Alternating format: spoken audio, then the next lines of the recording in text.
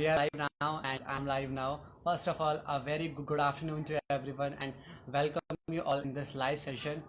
Yes, so last live session से and इस live session में थोड़ा सा गैप हो गया, उसके लिए सो सॉरी, बट स्टिल आज का हमारा लाइव अगेन बहुत स्पेशल होने वाला है. All to all, as you know, हमारे सारे ही लाइव काफ़ी स्पेशल होते हैं, बट यस, ये लाइव अगेन स्पेशल होने वाला है. So we are just waiting for our today's guest and we are starting our live session. And yes, ये लाइव थोड़ा रॉकिंग, थोड़ा शानदार एंड काफ़ी सारे क्वेश्चंस आंसर्स आपको मिलने वाले हैं, but for this you need to wait for some time and then we are start this live session. So we are just waiting for our today's guest and then we are start this session.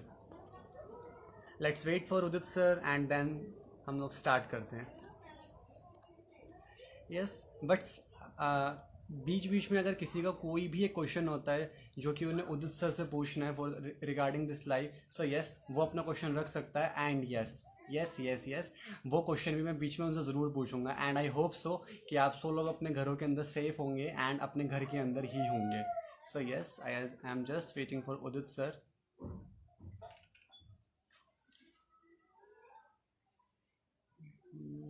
Just waiting for Udit sir.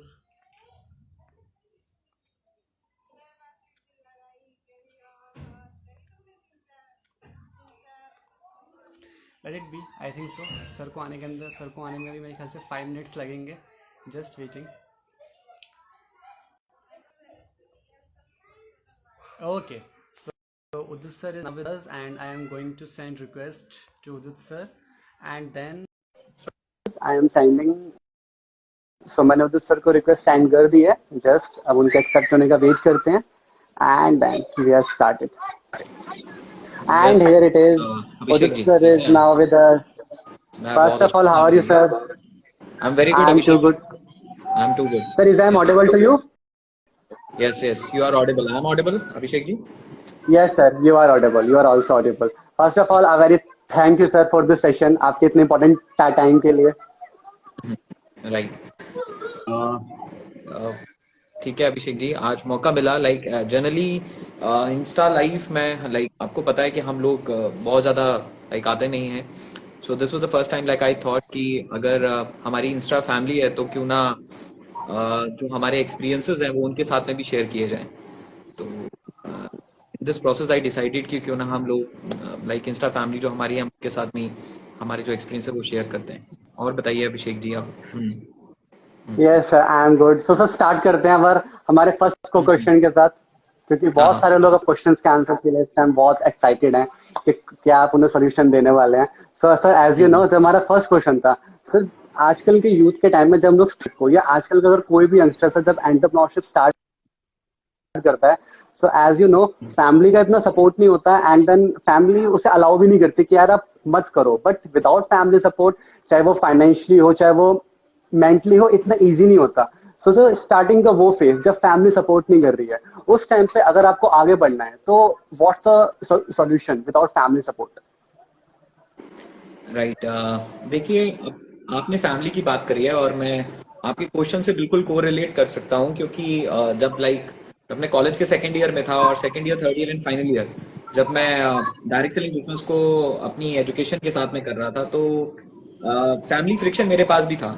लेकिन मैं बस आपको एक छोटे से example से एक बात बताना चाहता हूँ. देखिए, जब भी हम चलते हैं तो बेसिक फिजिक्स की अगर हम बातचीत करें तो हम चलते हैं फ्रिक्शन की वजह से, राइट?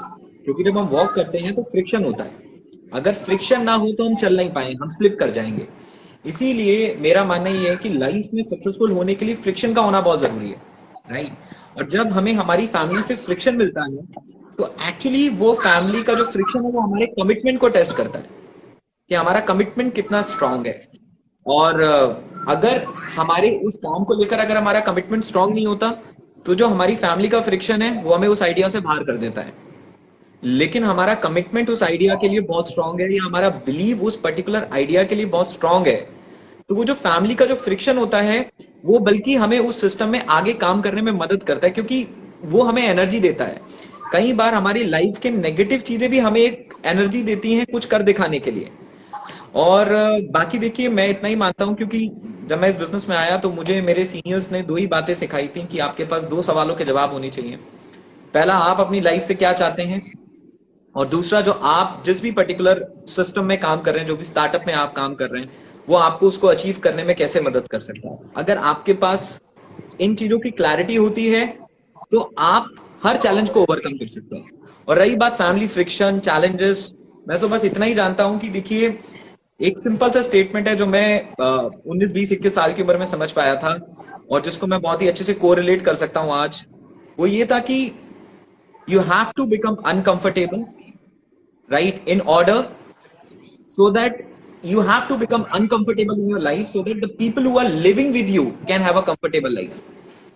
आपको अपने जीवन में अपने आप को अनकंफर्टेबल करना होता है जिससे कि जो लोग आपके साथ में रहते हैं उनकी लाइफ कंफर्टेबल हो सके, राइट?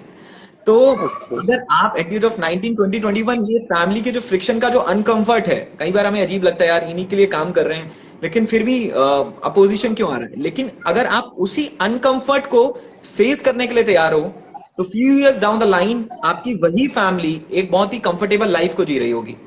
और उसके पीछे का रीजन होंगे आप और आपका वो फेस किया गया अनकंफर्ट सिचुएशंस, राइट? वो मे बी फैमिली के अपोजिशन की वजह से ही क्यों ना हो, राइट? तो मैं तो इतना ही बोलूंगा कि दाग अच्छे हैं, जैसे बोला जाता है ना, सर्फ एक्सल का एडवर्टीजमेंट आता है, दाग अच्छे हैं, राइट? बेशर्ते आपके पास एक अच्छा लॉन्ड्री पाउडर और लॉन्ड्री वॉश होना चाहिए। इन अ सिमिलर वे फैमिली का अपोजिशन अच्छा है, बस बेशर्ते आपके पास एक स्ट्रॉन्ग कमिटमेंट, जो भी आप जिस भी प्रोजेक्ट पे आप वर्क कर रहे हैं, जिस भी स्टार्टअप पे आप वर्क कर रहे हैं, एक स्ट्रॉन्ग कमिटमेंट उसके लिए होना चाहिए। अगर आपके पास स्ट्रॉन्ग कमिटमेंट नहीं है, आपके पास क्लैरिटी नहीं है, आपके पास फोकस नहीं है, आप बिलीव ही नहीं कर रहे हो जिस काम को आप कर रहे हो, तो फैमिली फ्रिक्शन आपको तोड़ के रख देगा, right? Correct. Otherwise friction is very much needed in order to do anything in life, और उसमें से एक फ्रिक्शन शायद हमारी फैमिली का भी है। Yes sir, as you know, बिल्कुल सही बोला सर आपने। सर इसके बाद second question is this, as you know कि हम सब लोग वर्क करते हैं सक्सेस के लिए कि यार हमें सक्सेस चाहिए एंड हर किसी को सक्सेस चाहिए होती है, बट सक्सेस से पहले एक वर्ड हम यूज करते हैं, दैट इज स्ट्रगल, कि हमें स्ट्रगल करना पड़ेगा। Sir according to you struggle है क्या, meaning of struggle? Correct, right. देखिए, सबसे अगर मैं बताऊं कि अगर मैं अपनी जर्नी की बात करूं, जो कि एक छोटी सी जर्नी रही है जहां पे हमने एक पर्टिकुलर कॉन्सेप्ट पे काम करना शुरू करा जो कि लीग से हटकर था। बिकॉज इंजीनियरिंग कंप्लीट करने के बाद अगर मैं लीग में जाता तो शायद मुझे एज अ सॉफ्टवेयर इंजीनियर शायद आज मैं किसी कॉर्पोरेट के अंदर काम कर रहा होता, लेकिन लीग से हटकर काम करने का जब हमें मौका मिला तो स्ट्रगल की, आज जब मैं पीछे मुड़ के देखता हूं तो लोग स्ट्रगल की बातचीत करते हैं, लेकिन जिस पीरियड को शायद जिस पीरियड को शायद मैं स्ट्रगल बोलूं या लोग स्ट्रगल बोले, एक्चुअली जब मैं उस पीरियड में था तो मुझे पता ही नहीं था कि ये मेरा स्ट्रगल है, राइट? मैं तो बस नेसेसरी स्टेप्स ले रहा था, लाइक बोलते हैं ना कि जो आपको उस समय ठीक लग रहा होता है आप वो कर रहे होते हैं। तो उस पॉइंट ऑफ टाइम पर जो मुझे ठीक लग रहा था वो मैं कर रहा था। लेकिन हाँ, जब मैं लाइफ के अच्छे फेज पर पहुंच गया, right, let's say at the age of 23 मैं एक अच्छी फाइनेंशियल स्टेबिलिटी पे पहुंचा। एट द एज ऑफ 24, 25 मेरे को बहुत अच्छी टीममेट्स मिले, एक अच्छा टीम, एक अच्छा ऑर्गेनाइजेशन मेरे को मिला। तो जब मैं अपनी लाइफ के सक्सेसफुल फेज पे पहुंचा तो उसके कंपैरिजन में मैंने शायद एक फेज को बोलना शुरू करा, वो मेरा स्ट्रगल था, right? Correct. It was just a comparison कि आज मैं लाइफ में जहां हूं वो फेज बेटर है मेरे उस पॉइंट ऑफ टाइम से, तो मैंने उस फेज को स्ट्रगल बोल दिया। हो सकता है कि अभिषेक जी आज के 10 साल के बाद में हम शायद और बहुत बड़ी कामयाबी का हिस्सा हो तो हम आज के काम को स्ट्रगल बोल दें, राइट? मे बी हम आज की जर्नी को स्ट्रगल बोल दें। तो स्ट्रगल कुछ नहीं है, स्ट्रगल आपका वो फेस है जो आपका एक पास्ट का वर्जन था जिसको आपने क्रॉस कर लिया है। और जब भी आप स्ट्रगल, आप आज देखिए, आज अगर मैं आपको बोलूं, राइट, आज कई बार ऐसा दिन होता है कि कई बार मैं सुबह उठता हूं, हम मीटिंग्स में होते हैं, तो कई बार छोटे छोटे बेबीज होते हैं तो उनको देखने का बहुत मन करता है, लेकिन मीटिंग्स के शेड्यूल में टाइम नहीं मिल पाता है। तो हो सकता है कि 10 साल के बाद मैं इसी को स्ट्रगल बोलूं, right? 10 year down the line जब मैं एक बेटर लेवल पे तो मैं बोलूं शायद यही मेरा स्ट्रगल था। तो स्ट्रगल कुछ नहीं है सर, स्ट्रगल आपके पास्ट का एक फेज है जो आज के कंपैरिजन में आज के कंपैरिजन में शायद कुछ कम था, बस वही स्ट्रगल है। और कई बार जब हम स्ट्रगल से निकल रहे होते हैं हमें पता भी नहीं होता कि वो स्ट्रगल है। जैसे आज मैं आपको बताता हूँ, 2013 में मैं अपने एक टीममेट, मेरे एक टीममेट है प्रखर प्रताप सिंह, प्रखर प्रताप सिंह जी के साथ में मैं अपना बैकपैक करके सचिन जोन ऑफ इंडिया आ गया और हमने साउथ में रहना शुरू करा, जहां पे हमें बिल्कुल भी नहीं पता था, वहां की लैंग्वेज हमें पता नहीं थी, वहां का हम कहाँ रहेंगे ये भी हमें पता नहीं था, हमारे पास कोई बहुत बड़ा सर्कल नहीं था, कोई रिलेटिव्स नहीं थे। लेकिन प्रखर जी के साथ जब हम लोग यहाँ पहुंचे तो हम लोग तो एंजॉय कर रहे थे, बस में हम ट्रेवल करते थे, हमें तमिल बिल्कुल भी नहीं आता था, तो कई लोग बोलते थे उल्ले पो, पिनाड़ी पो, तली पो, हमें समझ में नहीं आता था हमारे साथ क्या हो रहा है, but we were enjoying that, right. हम उस फेज को एंजॉय कर रहे थे। हाँ, आज के कंपैरिजन में शायद हम उसको स्ट्रगल बोले, but when we were at that point of phase we were enjoying that, so struggle is nothing, like वो आपका एक पास का फेज है जिसको आज आप अपने प्रेजेंट के कंपैरिजन में स्ट्रगल बोल देते हैं। बस यही मैं कहना चाहूंगा। और बस, और तो मैं इस यस सर। जी जी सर इसके बाद एक चीज और, जैसा कि आपने सुना होगा, अभी हम लोग काफी टाइम पहले एक वर्ड यूज करते थे, हार्ड वर्क, कि हार्ड वर्क करो, सक्सेस आती है। बट अभी इस सिचुएशन में, पैंडेमिक में, एक चीज आई है that is called smart work. Like suppose अभी आप कहीं और हो, बट मैं कहीं और हूँ, बट हम अभी भी बात कर रहे हैं, तो हम लोग क्या बोलते हैं, स्मार्ट वर्क करो। Sir according to you smart work is good कि hard work is good? Important क्या है, स्मार्ट वर्क क्या हार्ड वर्क? मैं आपको एक बात बोलूंगा कि you should do your hard work on your smart work. You should do your hard work on your smart work. आपको अपने स्मार्ट वर्क के ऊपर हार्ड वर्क करना बहुत जरूरी है। कई बार मैंने कई सारे ऐसे लोगों को देखा है जो आपने बोला कि हाँ, जो बहुत मेहनत करते हैं, जो बहुत हार्ड वर्क करते हैं, but they are not ready to innovate. वो इनोवेट नहीं करते हैं, नए आइडियाज, नए कॉन्सेप्ट, नई स्ट्रेटेजीज डिफाइन नहीं करते हैं। और आप सबको पता है कि पैंडेमिक में आप शायद किसी भी स्ट्रीम से बिलोंग करते हो और आपको इनोवेट करना पड़ेगा, right. You have to work upon different strategies, आपको नई नई चीजों पे काम करना पड़ेगा। तो कई सारे ऐसे भी लोग हैं जो हार्ड वर्क करते रहते हैं, सेम ट्रेडिशनल कॉन्सेप्ट को फॉलो कर रहे हैं, लेकिन कुछ आउट ऑफ द बॉक्स, कुछ डिफरेंट ट्राई करने की कोशिश नहीं करते हैं, तो वो तो हार्ड वर्क की लीग में हो गए। मैंने कई सारे ऐसे स्मार्ट वर्क भी देखे हैं जो कि बहुत अच्छे थिंकर होते हैं, लेकिन वो कभी भी बातों को इंप्लीमेंट नहीं कर पाते हैं। और कभी कभी तो मैं खुद भी इस लूप में स्टक कर रहा हूं, जहां पे हमारे पास बहुत अच्छे आइडियाज आते हैं, जहां हमारे पास बहुत अच्छी चीजें आती हैं, बहुत अच्छे कॉन्सेप्ट हमारे माइंड में आते हैं जिनको हम इंप्लीमेंट कर सकते हैं, लेकिन हमारी हैबिट्स की वजह से, हमारे प्रोक्रेस्टिनेशन की वजह से और हमारे हार्ड वर्क ना करने की एबिलिटी की वजह से हम उन स्मार्ट वर्क के आइडियाज को हमारे हाथ से निकल जाते हैं। वो स्मार्ट वर्क की जो अपॉर्चुनिटीज थी वो हमारे हाथ से निकल जाती हैं। इसलिए जो मैं कहना चाहता हूं वो ये है कि जो लोग सक्सेसफुल होते हैं वो कौन है, जिन्होंने हार्ड वर्क किया है अपने स्मार्ट वर्क के ऊपर, राइट। जिन्होंने हार्ड वर्क किया अपने स्मार्ट वर्क के ऊपर। लेट्स से आज से कुछ समय पहले जूम, शायद जूम ने अपने आप को इस पेंडेमिक के पीरियड में लॉन्च नहीं किया है। जूम ने शायद कहीं समय पहले से काम करना शुरू कर दिया। जूम जो कॉन्सेप्ट है, जो आज प्रॉपर्ली यूज हो रहा है पूरे कॉर्पोरेट में और कई सारे जगहों पे, एक बहुत ही अच्छा कनेक्टिविटी टूल है क्लाउड मीटिंग्स का।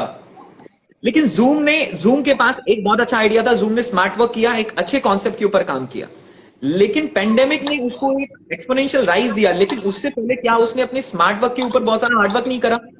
उन 5 सालों में, उन 6 सालों में, उन 7 सालों में there was a lot of hard work on that idea which was a smart work, right. तो मेरा बस यही कहना है कि हमें हार्ड वर्क करना होता है, राइट, अपने स्मार्ट वर्क के ऊपर, राइट। तो आपके पास कोई भी बहुत अच्छा आइडिया, आपको लग रहा है कि ये आइडिया जो है स्मार्ट वर्क की कैटेगरी में आता है, ये मुझे एक अच्छा नीच दे सकता है, मुझे क्लिक करके दे सकता है, या मेरे को एक्सपोनेंशियल लाइंस दे सकता है, लेकिन कोई भी आपका स्मार्ट वर्क का आइडिया तब तक इंप्लीमेंट नहीं होगा जब तक कि आप उस आइडिया के ऊपर, उस स्मार्ट आइडिया के ऊपर जब तक आप हार्ड वर्क करने के लिए रेडी नहीं हो, राइट। और जब आप किसी स्मार्ट आइडिया के ऊपर आप हार्ड वर्क करते हो तो इवेंचुअली उसके रिजल्ट्स आपको मिलते हैं, राइट। फिर मे बी आप एक लाइन में बोल दें कि लोग बोल दें कि इस पर्सन ने स्मार्ट वर्क किया है, लेकिन सच ये है कि उसके उस स्मार्ट आइडिया के ऊपर बहुत सारा हार्ड वर्क किया गया होता है उसके इंप्लीमेंटेशन के लिए, राइट। ओके, सो मतलब ये चीज है कि हार्ड वर्क तो इंपॉर्टेंट है, चाहे आप कितना भी स्मार्ट वर्क कर लो, but hard work is important, always important. Obvious ही बात है, आप फ्लाइट में उड़ना चाहते हैं, लेकिन पहले एयरपोर्ट स्टेशन तक तो आपको एयरपोर्ट तक तो पहुंचना पड़ेगा ना। अब एयरपोर्ट तक तो पहुंचने का आप हार्डवर्क करना पड़ेगा, तभी आप एक स्मार्ट वर्क कर सकते हैं। आप उस फ्लाइट में बैठ के अपनी 24 घंटे की जर्नी को 3 घंटे में कवर कर सकते हैं, बट लेकिन वो जो वहां एयरपोर्ट तक पहुंचने वाला काम है वो तो करना पड़ेगा ना। फ्लाइट आपके घर पे आके लैंड तो नहीं होगा कि आप अपने घर से बाहर निकले और लेट से और चॉपर या फिर प्लेन आपके घर के सामने करे, तो आपको अपने स्मार्ट आइडियाज के ऊपर भी हार्डवर्क करना पड़ेगा। Yes, that is great. अच्छा सर, इसके बाद ना एक इंपॉर्टेंट क्वेश्चन है और वो बहुत इंपॉर्टेंट होने वाला है। एज यू नो कि अभी के टाइम में यूथ अवेयर हो चुका है एंड वो चाहता है कि मैं कुछ करूं, मैं कुछ अच्छा करूं, बट एक वर्ड जो कि कहीं ना कहीं उसके माइंड को अलग करता है, बहुत अलग करता है, वो है रिलेशनशिप, अट्रैक्शननेस। जो अगर वो वर्क भी करना चाहे तो उसे लगता है कि यार मेरा ध्यान बहुत अनस्टेबल हो रहा है। सर अकॉर्डिंग टू यू क्या रिलेशनशिप और करियर एक साथ स्टेबल हो सकते हैं? देखिए, मैं आपको एक बात बोलूंगा कि आपका कहना है कि रिलेशनशिप और करियर एक साथ स्टेबल हो सकते हैं। देखिए, इंसान जब से पैदा हुआ है तब से रिलेशनशिप उसकी जिंदगी में। रिलेशनशिप का मतलब सिर्फ ये तो नहीं है कि एक गर्लफ्रेंड या एक बॉयफ्रेंड ही तो रिलेशनशिप नहीं है। राइट? हम अपने यस पेरेंट्स के साथ भी रिलेशनशिप में, राइट? हम अपने फादर और मदर के साथ भी एक रिलेशनशिप में, राइट? लेकिन हम अपने फादर और मदर के साथ अगर रिलेशनशिप में होते हैं, राइट, हम उनके साथ क्या रिलेशनशिप होल्ड करते हैं कि हम उनके बच्चे हैं, राइट? लेकिन उस रिलेशनशिप के चक्कर में हम अपनी जॉब या अपने करियर को तो नहीं छोड़ देते, राइट? हम यस अपने पेरेंट्स के साथ एक एग्जैक्टली रिलेशनशिप में होते हैं, हम उन्हें बहुत प्यार करते हैं, हम बचपन के 17-18 साल उनके साथ रहते हैं, लेकिन जब हमारे करियर की बात आती है तो हम अपना घर छोड़कर एक हॉस्टल में मूव कर जाते हैं। एम आई राइट और नॉट? राइट? तो यस हम अपने पेरेंट्स के साथ एक रिलेशनशिप में होते हैं, लेकिन उसकी वजह से, हमारी पर्सनल लाइफ की वजह से, हमारे प्रोफेशनल लाइफ में तो हम कॉम्प्रोमाइजेस नहीं करते। लेट्स से अगर मैं इस बॉयफ्रेंड गर्लफ्रेंड की बातों को हटा दूं, तो आज के कुछ समय के बाद you will get married, so you will be in a relationship with your wife. तो आप क्या करेंगे? क्या आप अपने बिजनेस के लिए वाइफ को छोड़ देंगे या वाइफ के लिए बिजनेस को छोड़ देंगे? Let's say few years down the line you will become father, right? आपके पास किड्स होंगे, तो आप क्या करोगे? आप बिजनेस के लिए अपने बच्चों को छोड़ दोगे या बच्चों के लिए बिजनेस को छोड़ दोगे? आप मेरे को बताइए। कुछ समय के बाद आपके रिलेशनशिप्स और बढ़ेंगे, राइट? आपकी फैमिली में you will be a brother, आप किसी के भाई होंगे, राइट? आपको ब्रदर की रिस्पॉन्सिबिलिटीज निभानी होंगी। तो क्या आप उन सारे रिलेशनशिप को छोड़ देंगे? नहीं, राइट? तो उसके लिए तो आपको एक योगी बनना होगा, और let's say you have to become like a Baba Ramdev कि आप अपनी फैमिली से संन्यास ले ले। लेकिन अगर आप किसी भी एंटरप्रेन्योर्स को देखें तो उनके पास अपनी पर्सनल लाइफ भी है और उनके पास अपनी प्रोफेशनल लाइफ भी है, और उनके पास जो चीज है वो है balance. They know how to balance both. उनको पता है कि उनको अपनी जिंदगी में, उनको अपने रिलेशंस को और उनको अपने बिजनेस को, दोनों को आपस में बैलेंस कैसे करना है। इतना आसान नहीं होता है, बिल्कुल मैं मानता हूं, लेकिन आपको राइट चॉइसेस लेनी होती है, राइट? कई बार आपको ओके अपने रिलेशनशिप को प्रायोरिटी में रखना होता है, और कई बार आपको अपने बिजनेस और प्रोफेशनल लाइफ को आपको अपनी प्रायोरिटी में रखना होता है। और कई बार हमारी एज भी मैटर करती है। हाँ, मैं इस बात से बिल्कुल एग्री करता हूं कि 19 to 25 हमारी वो एज होनी चाहिए जहां पे शायद हम अपने बिजनेस को प्रायोरिटी पे रखें, और अपार्ट फ्रॉम रिलेशंस। लेकिन मैं ये नहीं बोलूंगा कि आप शायद बिजनेस के लिए अपने सारे रिलेशंस को छोड़ दें या रिलेशंस के लिए बिजनेस को छोड़ दें। At last what you need to do is you need to keep the balance. आपको बैलेंस रखना अपनी लाइफ में बहुत जरूरी है, जहां पे एक चीज की वजह से आप दूसरे को सेक्रीफाइस ना होने दें, राइट? लेट्स से आपके रिलेशंस की वजह से आपकी प्रोफेशनल लाइफ सेक्रीफाइस नहीं हो रही है, और आपके प्रोफेशन की वजह से आपकी पर्सनल लाइफ सेक्रीफाइस नहीं हो रही है, क्योंकि जिंदगी में से कुछ भी एक हटेगा तो what you will have is you will have unhappiness, right? आपके पास दुख होगा, आपके पास, और आप खुश नहीं रहोगे। और जब आप खुश नहीं रहोगे तो मैं आपको वादा करता हूं आप कुछ भी बिल्ड नहीं कर सकते, राइट? करेक्ट। एक खुश इंसान जो खुश है, जो बहुत ही अच्छा महसूस कर रहा है, वही लाइफ में कुछ प्रोडक्ट को बिल्डअप करता है। तो मैं आपको ये नहीं बोलूंगा कि आप अपने रिलेशनशिप को छोड़ दें, राइट? चाहे वो रिलेशनशिप आपका आपकी मदर के साथ में हो, चाहे फादर के साथ में हो, चाहे ब्रदर के साथ में हो, चाहे सिस्टर के साथ में हो, और इवेंचुअली आपकी वाइफ या किड्स के साथ में हो, और आज के समय में जो कल्चर है आपकी गर्लफ्रेंड के साथ में हो, चाहे वो रिलेशनशिप कुछ भी हो। मैं उसके ऊपर बातचीत नहीं कर सकता, बस मैं इतना कहना चाहता हूं कि लाइफ का एक फेज दूसरे फेज की वजह से सफर ना करें। अगर आपको लग रहा है कि आपकी प्रोफेशनल लाइफ, आपको लग रहा है कि आपके बिजनेस आइडियाज, आपको लग रहा है आपका स्टार्टअप सफर कर रहा है आपकी पर्सनल लाइफ की वजह से, इसका मतलब आपको बैठकर अपने आप से बातचीत करने की जरूरत है, और आपको कुछ चीजों को बैलेंस करने की जरूरत है। जैसे अगर खाने में नमक ज्यादा हो जाए तब भी खाना बेकार होता है, और खाने में नमक कम हो तब भी खाना बेकार होता है, राइट? तो उसी तरीके से उसको बोलते हैं बैलेंस, राइट? वही बैलेंस हमें बनाना होता है। जो लोग उस बैलेंस को बना लेते हैं वो लोग एक बहुत अच्छी हैप्पी लाइफ को जीते हैं, राइट? मैंने कई सारे ऐसे लोगों को भी देखा है, उनकी प्रोफेशनल लाइफ बहुत स्ट्रांग रही, लेकिन अगर उनकी पर्सनल लाइफ के बारे में बातचीत करें तो बड़ी बेकार रही है, राइट? वो अपनी पर्सनल लाइफ को कभी भी चेरिश नहीं कर पाए। कई सारे फिल्म सेलिब्रिटीज आपको देखते होंगे जो बहुत ही लाइमलाइट में रहते हैं, लेकिन उनकी पर्सनल लाइफ बहुत ही खराब है, राइट? और कई सारे लोग ऐसे भी हैं जिनकी पर्सनल लाइफ बहुत अच्छी है, लेकिन प्रोफेशनल लाइफ में वो कुछ नहीं कर पाए। तो मैं आपको ये भी नहीं बोलूंगा कि आप इसको छोड़ें या इसको छोड़ें। Sometime in life it's not about this और that, it's all about this and that, right? कई बार आपको ओके दोनों को बैलेंस करके चलना होता है, राइट? आप अपनी फैमिली में अपने सारे रिलेशंस को बैलेंस करके चलें, लेकिन आपकी प्रोफेशनल लाइफ का इंपैक्ट आपकी पर्सनल पे, और आपकी पर्सनल का इंपैक्ट आपकी प्रोफेशनल पे नहीं आना चाहिए, राइट? अब अभिषेक जी आप ही बताइए, कुछ समय के बाद आपकी शादी हो जाएगी और आपकी वाइफ होगी और आपके बिजनेस होंगे, तो क्या बिजनेस के लिए आप छोड़ेंगे अपनी वाइफ को? नहीं छोड़ेंगे ना, मैं ऐसा हो नहीं सकता ना सर, नहीं हो ऐसा सकता नहीं हो ऐसा। सकता। So what you will do the balance ना, लेट्स डू द बैलेंस। हाँ, 90-25 एक ऐसी एज होनी चाहिए कि हमें अवॉइड करना चाहिए कुछ ऐसे अननेसेसरी रिलेशनशिप जो हमें डिस्ट्रैक्ट करें, हमें उनको अवॉइड करना चाहिए, क्योंकि वो एक ऐसा फेज है लाइफ का जहां शायद हम प्रोफेशनल लाइफ को थोड़ी प्रायोरिटी ज्यादा दे सकते हैं। यस सर, आई बिल्कुल सही बोला आपने सर। इसके बाद ना नेक्स्ट क्वेश्चन में एक चीज बहुत इंपॉर्टेंटली आती है। एक वर्ड हम लोग यूज करते हैं जिसका नाम है नेगेटिव, और हम हमेशा बोलते हैं किसी भी बिजनेस के अंदर, किसी भी प्रोफेशन में हो, कि इन बातों से दूर रहो, नेगेटिव लोगों से, नेगेटिव बातों से और नेगेटिविटी से हमेशा दूर रहो। बट सर एक टाइम ऐसा आता है जब बहुत अपना फोकस कर रहे होते हो, बट नेगेटिव चीजें आपके आसपास बहुत इंक्रीज हो जाती हैं, आपको नहीं पता होता कि अब मैं क्या करूं, इनसे कैसे भागूं। उस टाइम पे सर हम ऐसा क्या करें कि हम नेगेटिव इफेक्ट्स को अपने आप से दूर रखें और फोकस कर पाए अपने वर्क के ऊपर। Correct, right. देखिए, हमारे जीवन में मैं हमेशा से बोलता आया हूं, 3 तरीके के लोग होते हैं, पॉजिटिव, नेगेटिव और रिलेटिव, राइट। ये 3 तरीके के लोग हमारी लाइफ में होते हैं। पॉजिटिव, जो आपको लाइफ में मोटिवेट करेंगे, आपके मेंटोर्स हो गए, आपके कलीग्स हो गए, आपके कुछ कलीग्स हो गए, बहुत ही लिमिटेड कलीग्स हो गए, अदरवाइज बहुत सारे कलीग शायद आपकी सक्सेस से जेलस भी होते हैं और बहुत सारी नेगेटिव फीलिंग्स को भी होल्ड करते हैं, राइट। तो कई सारे लोग आपकी लाइफ में होंगे जो आपकी लाइफ में आपको पॉजिटिव एनर्जी प्रोवाइड करेंगे, राइट। कई लोग होंगे आपकी लाइफ में जो आपको नेगेटिव एनर्जी प्रोवाइड करेंगे, और कई लोग आपकी लाइफ में रिलेटिव का रोल प्ले करते हैं। रिलेटिव का मतलब आपको समझ में नहीं आएगा कि वो आपके साथ क्या कर रहे हैं, right. They will be very diplomatic, वो बहुत ही डिप्लोमेटिक होंगे, राइट। वो पॉजिटिविटी के अंदर आपको नेगेटिविटी देके चले जाएंगे। मैं बिल्कुल एग्री करता हूं, कई बार हमारे फेजेस ऐसे आते हैं जब हमारे को हमारे थॉट्स के अकॉर्डिंग रिजल्ट नहीं मिल रहे होते हैं। कई बार हमारे ऐसे फेजेस आते हैं, हम अपने आप से फाइट नहीं कर पा रहे होते हैं, हम अपने आप से लगातार हार रहे होते हैं, हम अपनी हैबिट से हार रहे होते हैं, या हम अपने रिसोर्सेज की वजह से हार रहे होते हैं, राइट, या हम अपनी एबिलिटीज की वजह से हार रहे होते हैं। इंसान तीनों चीजों से हारता है, 3 चीजों से हारता है, या तो वो खुद से हारता है, या वो अपनी एबिलिटी से हारता है, या वो रिसोर्सेज से हारता है, राइट। या तो कभी कभी हमारे पास कुछ ऐसी आदतें होती हैं, हम खुद से हार रहे होते हैं, हम अपने आप को डिफीट करना चाहते हैं लेकिन नहीं कर पा रहे होते हैं। कई बार सिचुएशन ऐसी होती है, हम एबिलिटी से हार रहे होते हैं, किसी काम को करने के लिए हमें कुछ रिक्वायर्ड एबिलिटी चाहिए और वो हमारे अंदर नहीं होती, और उस एबिलिटी की वजह से हम बार बार हार रहे होते हैं। और कई बार हमारे अंदर वो एबिलिटी भी है, हमारे पास अपने हम बहुत डिसिप्लिन्ड हैं, हम बहुत फोकस्ड हैं, लेकिन कई बार हमारे पास उस तरीके के रिसोर्सेज नहीं होते हैं, तो हम अपने रिसोर्सेज की वजह से हमारे थॉट्स, हमारे जो हम रिजल्ट हम एक्सपेक्ट कर रहे हैं उस तरीके के रिजल्ट हमारे पास नहीं होते हैं। और कई बार हम ऐसा होता है कि हम नेगेटिविटी के पूल के अंदर आते जाते जाते जाते जाते जैसे हम हारते हारते हारते हारते हम नेगेटिविटी के पूल के अंदर जा रहे हैं। हम एबिलिटी की वजह से, हम वो पर्टिकुलर एबिलिटी हमारा फियर बनती जा रही है, और उसकी वजह से हम नेगेटिविटी के पूल में जा रहे हैं। जो रिसोर्सेज हमें चाहिए वो हमें नहीं मिल रहे हैं, तो हम नेगेटिविटी के पूल में जा रहे हैं। तो ऐसे के टाइम पे हमें क्या करें?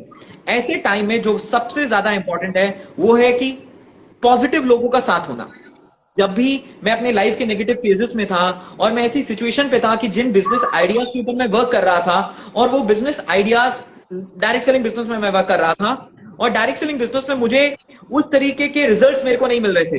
कई बार ऐसे फेजेस थे जब मैं खुद से हार रहा था, और कई बार ऐसे फेजेस थे जब मेरे पास एबिलिटीज की कमी थी।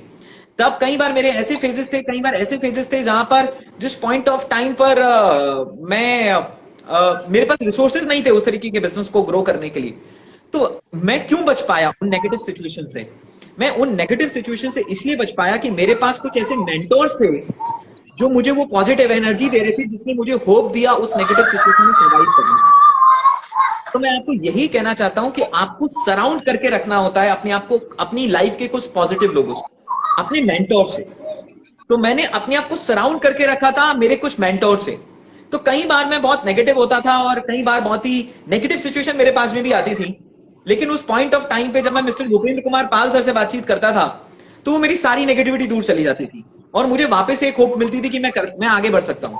उस पॉइंट ऑफ टाइम पे जब मैं अरुण सोलंकी सर से बातचीत करता था, उस पॉइंट ऑफ टाइम पे मैं निखिल प्रताप सिंह सर से बातचीत करता था, और भी मेरे कुछ मेंटोर्स थे जिन्होंने डिफरेंट डिफरेंट लेवल पे मुझे गाइड किया, और उन्होंने मुझे वो एनर्जी दी जिसने मुझे मदद करा कि उस नेगेटिव लूप से मेरे को बाहर निकालने के लिए, राइट। जैसे जब आप किसी कुएं में गिर जाएं तो कोई रस्सी देने वाला होना चाहिए जो आपको बाहर निकाले। तो नेगेटिव एनर्जी भी एक तरीके का वो वैली है। अब उससे बाहर निकालने के लिए कोई तो हो जो आपको रस्सी दे, राइट, और वो आपके मेंटोर्स ही हो सकते हैं। तो लाइफ में आपके पास मेंटोर्स का होना बहुत जरूरी है, क्योंकि जब भी आप अपनी जिंदगी के बहुत ही नेगेटिव फेजेस में जाएंगे, कहीं ना कहीं वो मेंटोर्स होंगे जो आपकी मदद करेंगे। सेकंड जो बात मैं बोलना चाहता हूं वो ये है कि लाइफ में कितना भी नेगेटिव फेज आए, एक काम मत करना, क्विट मत करना। जब मैं अपने डायरेक्ट सेलिंग बिजनेस के अंदर काम कर रहा था, मैं आपको बताता हूं कुछ ऐसे फेजेस थे कि लगभग 8 महीने काम करने के बाद में 8 से 10 महीने, एक साल में लगातार काम कर रहा था, और मेरे पास जो इनकम थी वो 0 रुपीज थी। मेरे पास 1 भी रुपए की इनकम नहीं थी। इवन तो मैं कॉलेज गोइंग स्टूडेंट था, जो मेरी पॉकेट मनी आया करती थी वो भी मैं इन्वेस्ट कर देता था, राइट। शायद अपनी ट्रैवलिंग में जो भी मेरे बिजनेस इन्वेस्टमेंट्स होते थे उस पॉइंट ऑफ टाइम पर। और कई बार ऐसी सिचुएशंस आती थी कि मन में लगता था कि क्या हो रहा है, 1 साल हो गया, इतने समय से लगे हुए हैं, कुछ हो नहीं रहा है, कुछ कर नहीं पा रहे हैं। शायद उस समय मेरे पास रिसोर्सेज की कमी थी और कुछ एबिलिटीज की कमी थी, राइट। हाँ, लाइफ में मैं डिसिप्लिन तो था उस पॉइंट ऑफ टाइम पे, लेकिन एबिलिटीज और रिसोर्सेज की कमी मेरे पास थी। तो मैंने उस समय किया क्या? बस मैंने उस समय एक काम किया, अभिषेक जी, मैंने क्विट नहीं करा। जिंदगी में कितने भी नेगेटिव ओके। फेज में चले जाओ, लेकिन अगर आप किसी आइडिया पे बिलीव करते हो और आप कॉन्फिडेंट हो कि इस आइडिया से सक्सेस आ सकती है, इस आइडिया से मैं आगे बढ़ सकता हूं लाइफ में, राइट, बस आपको एक काम करना है, क्विट नहीं करना है। क्योंकि हमेशा याद रखो, लाइफ में सब कुछ टेम्परेरी है, कुछ भी परमानेंट नहीं है, राइट। ओके। सब कुछ टेम्परेरी है। आपका आपका नेगेटिव फेज भी टेम्परेरी है, इवन आपका पॉजिटिव फेज भी टेम्परेरी है। लाइफ में आपका नाम भी टेम्परेरी है, आपका फेम भी टेम्परेरी है, आपकी आइडेंटिटी भी टेम्परेरी है, करेक्ट। लाइफ में चाहे वो नेगेटिव फेज हो चाहे वो पॉजिटिव फेज हो, दोनों टेम्परेरी है और दोनों ने निकल के जाना है, राइट, करेक्ट। तो एक बार एक लाइन बोली गई, एक बार अकबर ने बीरबल को बोला कि एक लाइन बोलो जिसमें पॉजिटिव सेंस भी हो और जिसमें नेगेटिव सेंस भी हो। तो बीरबल ने लाइन बोली कि ये दौर भी चिंता मत कर और खुश मत हो, ये दौर भी गुजर जाएगा, राइट। तो अगर आप अपनी ओके। लाइफ के नेगेटिव फेज से गुजर रहे हैं तो मैं आपको यही बोलूंगा, बस क्विट नहीं। अगर आप क्विट नहीं करोगे तो ये बात फैक्ट है कि आप जिस भी नेगेटिव फेज से निकल रहे हो वो फेज भी निकल जाएगा। Because nothing is permanent, everything is temporary. आपकी जिंदगी में हर चीज टेम्परेरी है और हम भी इस दुनिया में टेम्परेरी हैं, राइट। तो हमारे नेगेटिव फेजेस भी तो यस टेम्परेरी सर। होंगे ना, जिंदगी भर थोड़ी ना बने रहेंगे, right. Just stick to it. Yes लेकिन सर। कई लोग जंप कर जाते हैं, एक में नेगेटिव फेज आता है दूसरे में चले जाते हैं, दूसरे कॉन्सेप्ट में काम करने लगते हैं, फिर जब दूसरे कॉन्सेप्ट में नेगेटिव फेज आता है तो तीसरे कॉन्सेप्ट में चले जाते हैं, फिर तीसरे कॉन्सेप्ट में नेगेटिव फेज आता है, चौथे कॉन्सेप्ट में चले जाते हैं। जब आप जंप ही करते रहेंगे तो फिर तो आप कुछ भी बिल्ड नहीं करेंगे ना। इससे बढ़िया क्या है, चार जगहों के नेगेटिव फेज को झेलने से अच्छा है, चार जगहों के नेगेटिव फेज को देखने से अच्छा है एक जगह के नेगेटिव फेज को हैंडल कर लो, राइट। तो बस जब भी टफ टाइम आए, मेरे दो सजेशंस हैं। पहला, आपके पास आपके लाइफ में पॉजिटिव लोग होने चाहिए। नेगेटिव को तो नहीं हटा सकते, लेकिन पॉजिटिव लोगों को जिंदगी में आप ला सकते हो। क्विट ना करें और हमेशा याद रखें, जीवन में सब कुछ टेम्परेरी है, कुछ भी परमानेंट नहीं है, राइट।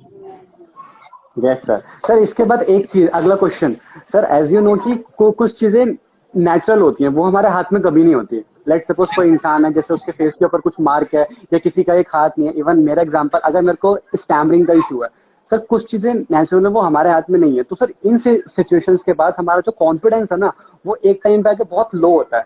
तो अगर कोई भी इंसान जो अपने वर्क को लेके बहुत फोकस है, बट कुछ नेचुरल इश्यूज की वजह से वो आगे नहीं बढ़ पा रहा, फोकस नहीं कर पा रहा, तो आपके अकॉर्डिंग उसके लिए क्या सोल्यूशन है कि हाँ वो भी एक बहुत अच्छा लेवल को फील करे, मतलब एक अच्छे कॉन्फिडेंस को फील करे और उसके बाद अपने वर्क को करे? करेक्ट। सबसे पहले तो मैं आपको अभिषेक जी अप्रिशिएट करना चाहता हूं कि आपने अपनी स्टैमरिंग की प्रॉब्लम को ओवरकम किया, राइट। और आपने अपने उस प्रॉब्लम को ओवरकम किया और आप आज अपने जो आपके सबसे बड़े डर थे आप उसी को ओवरकम कर रहे हो। जब भी कोई किसी भी पर्सन को स्टैमरिंग की प्रॉब्लम होती है तो उसके सबसे बड़े डर होते हैं एक पब्लिक प्लेटफॉर्म पे बातचीत करना, बोलना, लोगों से कनेक्ट होना, राइट, राइट। लेकिन आपने उसको ओवरकम किया, राइट। जैसे हमने एक मूवी देखी होगी, एक रानी मुखर्जी की एक बहुत अच्छी मूवी थी जिसका नाम था हिचकी, राइट। यस उस यस। मूवी में रानी मुखर्जी को, राइट, हिचकी की प्रॉब्लम होती है, लेकिन in spite of that particular fact उनके पास एक स्ट्रॉन्ग कमिटमेंट होता है एक टीचर बनने का। मैं क्या कहना चाहता हूं कि हो सकता है भगवान ने आपको 20 खामियां दी होंगी, लेकिन भगवान ने हर एक इंसान को कुछ ना कुछ एक ऐसी एबिलिटी दी है जिसको वो टैलेंट में बदल सकता है अगर वो उसके ऊपर काम करे।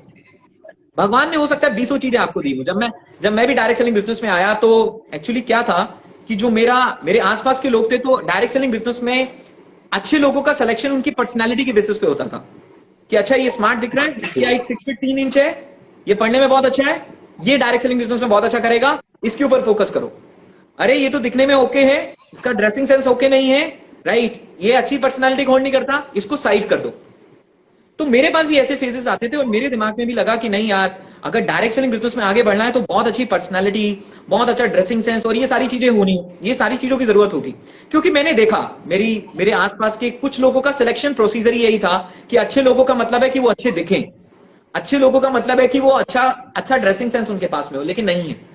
अच्छे लोगों का मतलब होता है जो इंसान अंदर से बहुत मजबूत है, जो इंसान अंदर से बहुत स्ट्रांग है। और जो इंसान अंदर से बहुत स्ट्रांग है ना, वो धीरे धीरे अपनी पर्सनालिटी पे काम करके अपने नेगेटिव्स को भी ओवरकम करके ले जाएगा। और यही बात मुझे भूपेंद्र सर की बहुत अच्छी लगी। भूपेंद्र सर ने कभी भी हमारे नेगेटिव्स को नहीं हाईलाइट किया, उन्होंने हमेशा हमारे पॉजिटिव को हाईलाइट किया, राइट। और हमेशा मुझे यही बताया कि देखो उदित, मेरे को भी ये सारे नेगेटिव फीलिंग्स आते थे। हर एक इंसान में इंफिनिटी कॉम्प्लेक्स होते हैं, कोई भी ऐसा पर्सन नहीं है जिसके पास उसके इंफिनिटी कॉम्प्लेक्स एग्जिस्ट ना करते हैं, राइट। लेकिन हर एक इंसान के पास उसके पॉजिटिव्स भी हैं, उसके अंदर पोटेंशियल भी है, राइट। और जब मैं कॉलेज में था तो मेरा वेट 45 kg हुआ करता था, बड़ा ही पतला दुबला सा था मैं। 5 फीट 5 इंच मेरी हाइट थी और 45 kg का मेरा वेट था। और जब मैं जाया करता था कुछ मीटिंग्स में तो मैं देखता था कि कुछ लोग बड़ी जबरदस्त पर्सनालिटी को होल्ड करते हैं, स्टेज पे हैं और बड़ी जबरदस्त, तो उनको देखकर मेरे को लगता था, मेरे को इंफीरियर फील होता था कि यार मैं ऐसा तो नहीं हूं। लेकिन उस पॉइंट ऑफ टाइम पे मुझे काम करते करते मेरी एबिलिटीज भी पता लगनी शुरू हुई। मुझे धीरे धीरे पता लगना शुरू हुआ कि मैं चीजों को ज्यादा अच्छे से ग्रैब कर सकता हूं, मेरे पास अच्छा थॉट प्रोसेस है, मैं चीजों को सोच पा रहा हूं, मेरे पास एनालाइज करने की अच्छी एबिलिटीज है, मैं अपने काम को एनालाइज कर पा रहा हूं, मैं समझ पा रहा हूं। और धीरे धीरे करके मुझे इस बात का एहसास हुआ कि मुझे अपनी एबिलिटीज को ही स्ट्रेंथ बनाना है। मुझे अपनी एबिलिटीज के ऊपर इतना काम करना है, मेरे को अपनी एबिलिटीज के ऊपर इतना काम करना है, मेरे को अपनी एबिलिटीज के ऊपर इतना काम करना है कि जो मेरी स्ट्रेंथ, जो मेरी वीकनेस है वो मेरे पीछे छप जाए। और ऐसा ही हुआ। जब मैं अपनी एबिलिटीज पे काम करता गया, एबिलिटीज पे काम करता गया, एबिलिटीज पे काम करता गया, तो मेरे साथ के जो मेरे साथ के लोग थे, जो लोगों का selection on the basis of personality करा करते थे, उन्होंने भी अपने मेंटल बैरियर को तोड़ना शुरू कर दिया। राइट और उन्होंने अच्छे लोगों का सिलेक्शन सिर्फ उनकी पर्सनालिटी पे, उनकी एक्सटीरियर पर्सनालिटी पे नहीं, उन्होंने अच्छे लोगों का सिलेक्शन उनकी इंटीरियर पर्सनालिटी के ऊपर करना शुरू करा। राइट तो मैं इतना ही बोलूंगा कि देखिए, भगवान ने हो सकता है 20 खामियां आपको दी हो, लेकिन आपको कुछ ऐसी चीजें भी दी होती हैं जिसके ऊपर काम करके आप अपनी उन एबिलिटीज को टैलेंट में बदल लेते हो। और जिस दिन आप अपनी एबिलिटीज को टैलेंट में बदल लेते हो, राइट, उसी दिन फिर सारा गेम चेंज हो जाता है। जैसे नवाजुद्दीन सिद्दीकी की बात करें, राइट, नवाजुद्दीन सिद्दीकी जब एक्टर बनने गए तो क्या उनकी पर्सनालिटी को देखकर, क्या उनका पर्सनालिटी एक हीरो मटेरियल को होल्ड करता था? नहीं होल्ड करता था। और शायद ये बात उनको कई लोगों ने बोली होगी, लेकिन इंस्पाइट ऑफ दिस पर्टिकुलर, और ये बात शीशा देखने के बाद उनको खुद भी समझ में आ गई होगी, लेकिन उनको उनकी एबिलिटी दिखी, यार मैं एक्टिंग अच्छा कर लेता हूं, नेशनल स्कूल ऑफ ड्रामा से आया हूं, एनएसडी से आया हूं, अच्छी एक्टिंग में कर लेता हूं। तो उन्होंने अपनी एबिलिटी पे काम करते रहे, एबिलिटी पे काम करते रहे और एबिलिटी पे काम करते रहे। और जो सबसे बड़े हीरो मटेरियल है शाहरुख खान, उन्होंने भी एक पर्टिकुलर रईस मूवी की शूटिंग के टाइम उन्होंने बोला कि जो नवाजुद्दीन सिद्दीकी है, राइट, ये मेरे से भी ज्यादा बड़े एक्टर हैं, इनकी एक्टिंग स्किल्स हमसे भी ज्यादा बड़े हैं और इनको देखकर हम इंस्पायर होते हैं। तो सोचिए, जो पूरा हीरो मटेरियल था उसने एक ऐसे इंसान को अप्रिशिएट करा जिसके पास एक हीरो वाला फेस नहीं है, क्योंकि उसने, उस नवाजुद्दीन सिद्दीकी, उस पर्टिकुलर एक्टर ने अपनी एक एबिलिटी को पकड़ा जो कि एक्टिंग स्किल्स थे, उसके ऊपर लगातार काम किया। हो सकता है आपके पास बहुत सारी नेगेटिव चीजें हों, लेकिन अपनी एक एबिलिटी को पकड़ो और उसके ऊपर काम करना शुरू करो और अपनी स्ट्रेंथ को इतना बड़ा कर लो कि आपकी वीकनेस छुप जाए, और अपनी स्ट्रेंथ को इतना बड़ा कर लो कि आपकी लाइफ में जो लोग आपको वीकनेस बताने वाले लोग हैं वो आपकी स्ट्रेंथ के पीछे छुप जाए, वो आपकी स्ट्रेंथ के पीछे छुप जाए।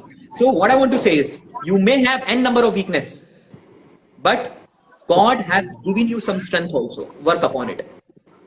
भगवान ने आपको कुछ ना कुछ स्ट्रेंथ देकर भी भेजा होगा, और जब आप अपनी स्ट्रेंथ पे काम करते हो, धीरे धीरे आप अपनी वीकनेस को रिकॉग्नाइज करते हो, उनको जितना कम करने की कोशिश करते हो। इट्स ऑल अबाउट वर्किंग, आपको काम करना, ये आपका प्रोजेक्ट है लाइफ का, राइट, आपकी लाइफ का प्रोजेक्ट है अपने आप को बेटर बनाना।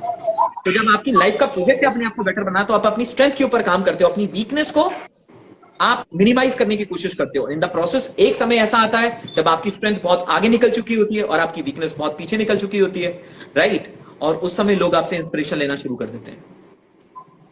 यस सर, ये तो बिल्कुल सही बात है, बिल्कुल सच बोला सर ये तो आपने।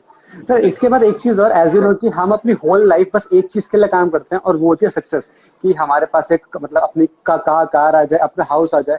लेट्स सपोज सर हमने काफी स्ट्रगल करके एक अच्छी कार ली, एक अच्छा घर लिया, मतलब एक सक्सेसफुल इंसान बन गए, बट स्टिल उसके बाद लाइफ में एक ऐसा फॉल आया, एक ऐसा डाउनफॉल आया कि सब कुछ खत्म होने लग गया, हमें नहीं पता क्या करना है। एंड सर ये वो सिचुएशन है एक सर्वे के अकॉर्डिंग कि 56% लोग इस टाइम पे आके बिल्कुल टूट जाते हैं, खत्म हो जाते हैं। अगर सर ऐसा हो रहा है कि बिल्कुल ऊपर आने के बाद अब दोबारा नीचे आ रहे हो, उस टाइम अपने आप को किस तरीके से हम लोग संभाल सकते हैं आपके अकॉर्डिंग? देखिए, ऐसे फेजेस मैंने भी देखे हैं, और 2019, राइट, 2019 एक टफ फेज था हमारे लिए, राइट, क्योंकि आपको पता है डायरेक्ट सेलिंग बिजनेस में दो चीजें चलती हैं, नेटवर्किंग और सेटवर्किंग। तो सेटवर्किंग पे काम करने वाले काम होते हैं, और मतलब मैं डायरेक्ट सेलिंग इंडस्ट्री से बिलोंग करता हूं तो उसके बारे में भी बात करूंगा, राइट। पब्लिक प्लेटफॉर्म है तो दो तरीके के लोग होते हैं, एक नेटवर्किंग करने वाले और एक सेटवर्किंग करने वाले। तो जब भी आप अपनी लाइफ डायरेक्ट सेलिंग बिजनेस में एक्चुअली, और ये शायद हर बिजनेस में होता है और हर जगह होता होगा, कि some people build up things and some people they are like vultures, like वो उनका काम होता है कि दूसरे के मतलब दूसरे के अपॉर्चुनिटीज पे सर्वाइव करना, राइट। तो होता है आपके पास में, मेरे पास भी कुछ ऐसे फेजेस थे लाइफ में जहां पर things were not going good, लेकिन मैं आपको अपनी पर्सनल एक्सपीरियंस से बता रहा हूं, जब मैं उन फेजेस से गुजर रहा था ना, मुझे बिल्कुल भी डर नहीं लगा, मेरे को बिल्कुल भी डर नहीं लगा। मैं बहुत खुश था, बहुत कूल था, बहुत काम था। उसके पीछे का सबसे बड़ा रीजन पता है क्या है? उसके पीछे दो रीजन है। सबसे पहला रीजन ये था कि जब आप ऊपर अपनी दम पर आए हो ना, तो आपको गिरते समय डर नहीं लगता, क्योंकि आपको पता होता है कि आप दोबारा से उठ सकते हो। क्योंकि आप ओके। पहली बार जब ऊपर आए थे ना, तो आप काम करके आए थे। डर उसको लगता है, डर उसको लगता है जो किसी की वजह से आगे आएगा, राइट? किसी की वजह से मतलब जिसके कंट्रीब्यूशन नहीं है। वैसे तो देखो, आप किसी भी लेवल पे पहुंचते, बहुत लोगों का कंट्रीब्यूशन होता है, आई एग्री, लेकिन आप किसी लेवल पे पहुंचे जहां पे लोगों का ही कंट्रीब्यूशन था, आपका कुछ नहीं था। तो आप जब नीचे गिरोगे तो 99.10% आपको डर लगेगा, राइट? लेकिन जब आप पहली बार आपने जो भी बिल्डअप करा, आप जिस भी सिस्टम के अंदर आप एक पीक पे पहुंचे या आप एक लेवल पे पहुंचे, राइट? पीक तो डिफाइन नहीं है किसी भी सिस्टम की, आप एक लेवल पे पहुंचे, अगर वहां पर आप मेहनत करके पहुंचे हो, वहां पर आप काम करके पहुंचे ना, तो आपको डर नहीं लगेगा वापस उठने में। आपको पता होगा क्या हुआ, यहां पे पहुंचा हूं, गिरा, दोबारा कहां पहुंचूंगा? वही पहुंचाऊंगा ना जहां से शुरू किया था। तो जब शुरू किया था, जब पिछली बार शुरू किया था, तो जीरो से शुरू किया था, और अब की बार शुरू करूंगा तो तजुर्बे के साथ शुरू करूंगा।